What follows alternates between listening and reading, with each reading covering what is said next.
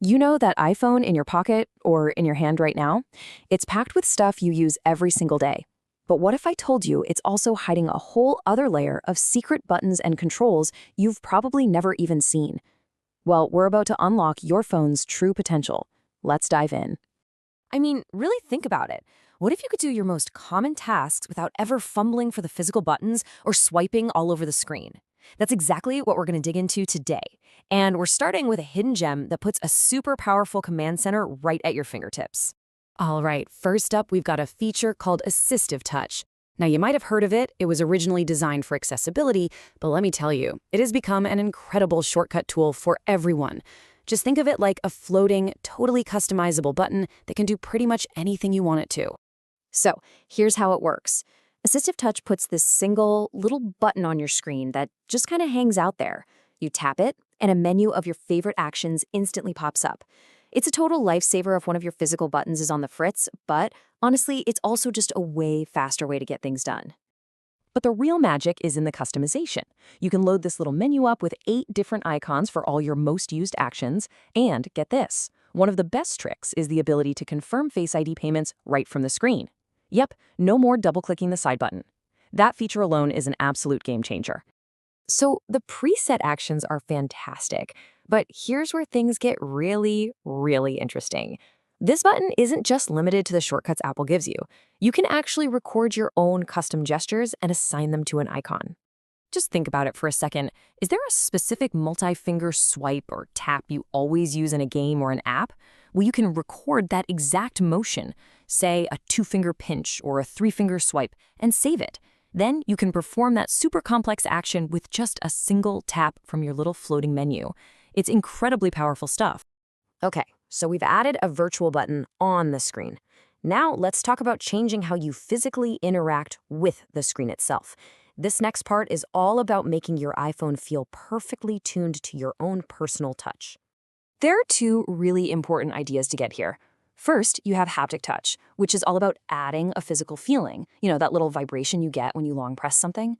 Then, there's touch accommodations, which is about changing how the screen recognizes your touch to begin with. Let's start with haptics. Do you ever accidentally long press an app icon and the little menu pops up when you didn't mean for it to? So annoying, right? Well, the solution is right here. By changing the haptic touch speed to slow, you make the phone require a longer, more deliberate press, which totally eliminates those mistakes.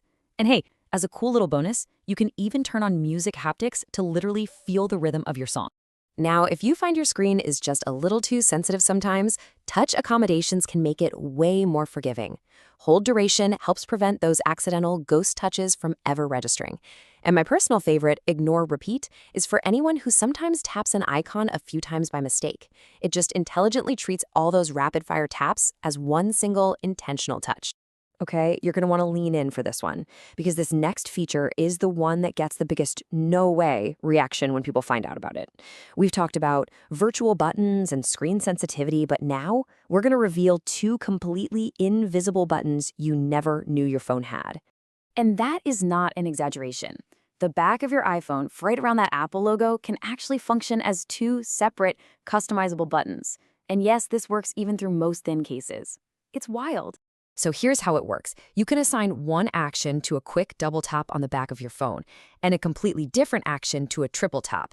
You are literally adding 2 new hardware buttons to your device. It's amazing. So what can you do with them? Almost anything. I mean, just imagine double tapping to instantly turn on your flashlight, or maybe triple tapping to launch your camera no matter what app you're in. You can even have it trigger a complex multi-step shortcut you've built.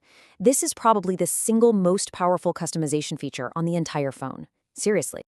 Okay, for our final section, let's just run through a few quick win settings that solve some of those really common iPhone annoyances.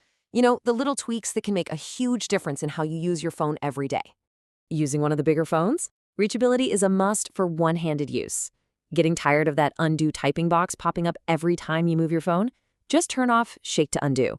And finally, if your screen is always lighting up in your pocket, disabling Tap to Wake will solve that instantly. Simple fixes for really common problems.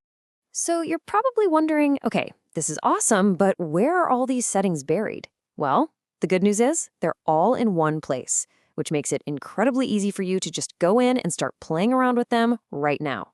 Here's your map. All you have to do is open Settings, go to Accessibility, and then tap on Touch. Everything we've talked about today, assistive touch, haptics, back tap, all of it is waiting for you right inside that one menu. You know, at the end of the day, these features aren't just cool party tricks.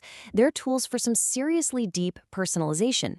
The real goal here is to stop adapting to your phone and start making your phone adapt to you, turning it into a device that truly works the way you do. So, after everything we've covered, from that on-screen command center all the way to the invisible buttons on the back, there's really only one question left to ask. Which one of these secret features are you going to activate first?